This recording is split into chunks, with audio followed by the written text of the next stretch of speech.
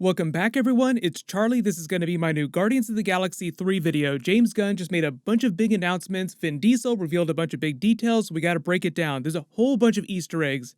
Adam Warlock, what's going on with Rocket, what's going on with Alpha Groot. So if you're new to the channel, be sure to subscribe to get all the Easter egg videos. We're doing an Amazon giveaway. All you have to do to enter is be a subscriber and leave all your predictions for Guardians 3 on the video.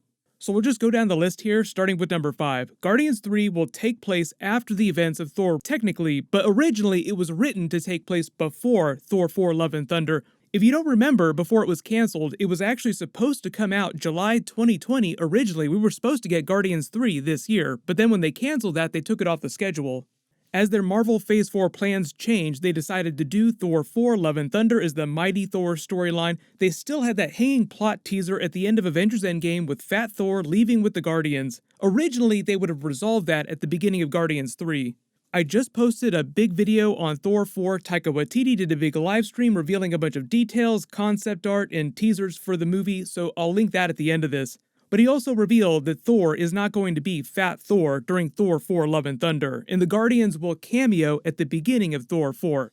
So there's a small time jump between the end of Avengers Endgame and the beginning of Guardians 3 and Thor 4. But think about the timeline this way. Even after they delayed Guardians 3, James Gunn said that they didn't have any big plans to change the story, and so it was written to take place before Thor 4. So early prediction, what they'll do for Guardians 3 is just edit the beginning just a little bit so that Thor, when he cameos at the beginning of that movie, they just reference the events of Thor 4, instead of doing things the other way around and having a Thor 4 teaser at the end of Guardians 3, as they probably would have originally done.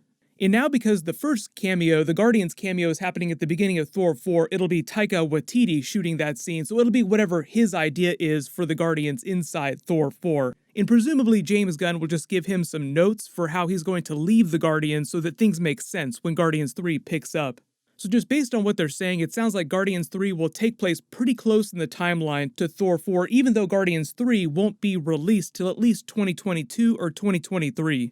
They're getting real weird with the timeline during Marvel Phase 4, so not all the movies take place one right after the other, even though the release schedule is one right after the other.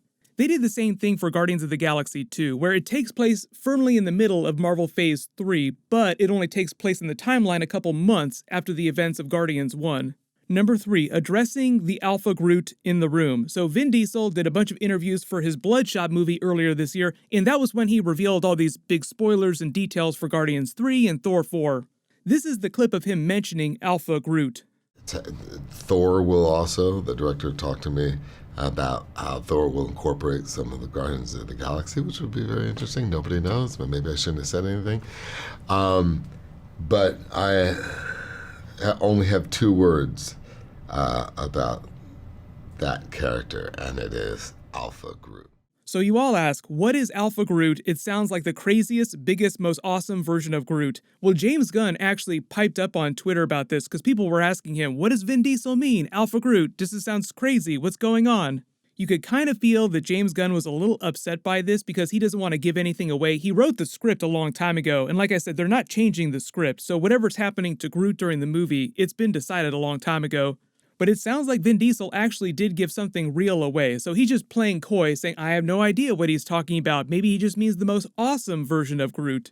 Obviously, what they're referring to is the next evolution of Groot. What is his final boss form going to be? Vin Diesel is referring to it as Alpha Groot, so I'm assuming it's going to be an even more spectacular version of Groot than what we saw in Guardians 1 when he was full size.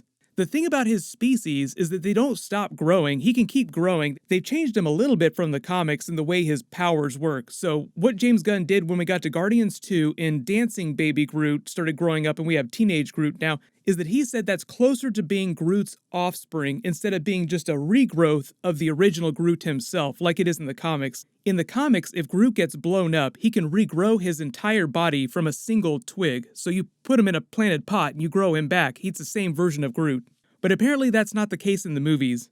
But the way James Gunn's talked about it earlier, Rocket and Groot's backstory are the 2 most important things for the Guardians of the Galaxy 3 story. Obviously, you have the story of Peter Quill looking for the younger version of Gamora from 2014.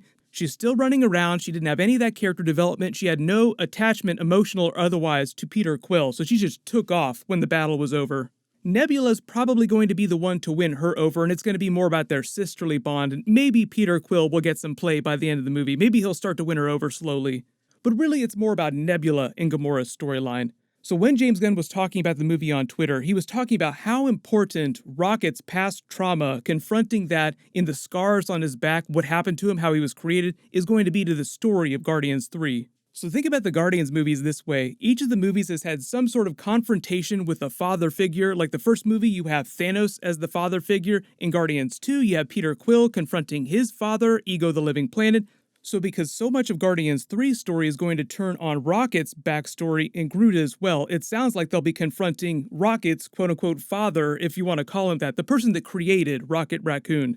That'll probably wind up being the main villain of the film, even though we do have Adam Warlock. So don't worry, Adam Warlock is part of my video here, but he's probably not going to be the main villain.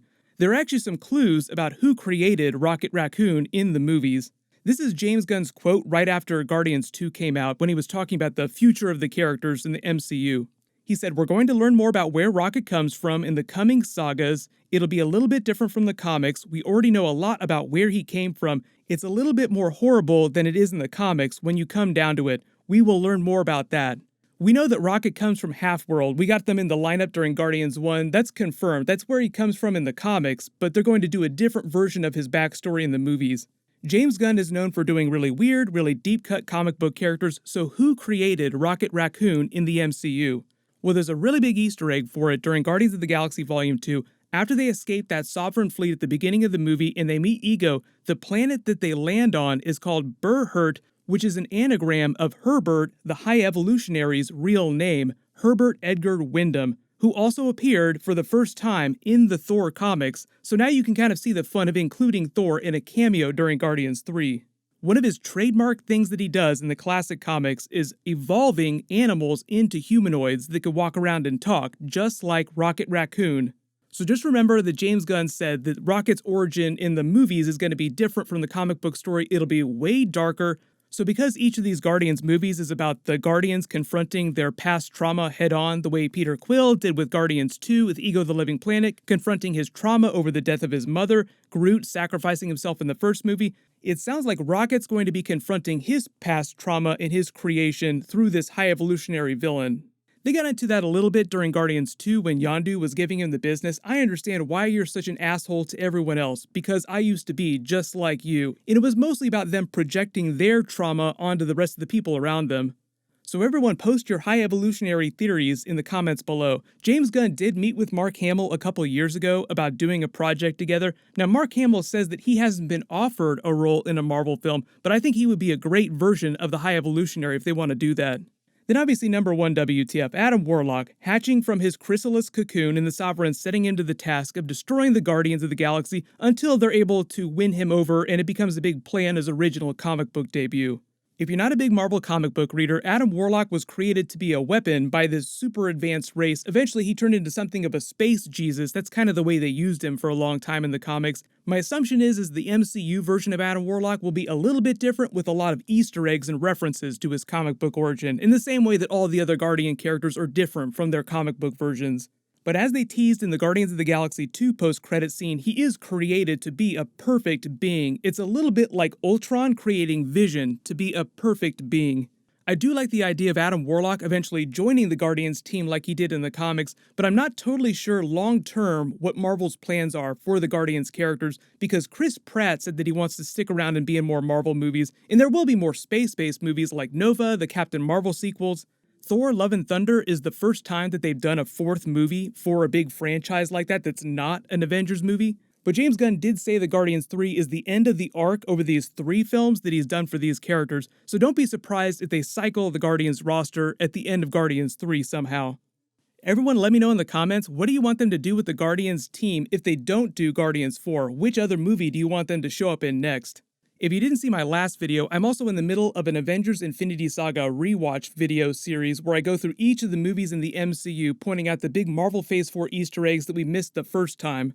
My next video for that will be for Incredible Hulk. You can click here for the beginning for my Iron Man video as part of that series, and click here for that brand new Thor 4 teaser breakdown and Marvel announcement.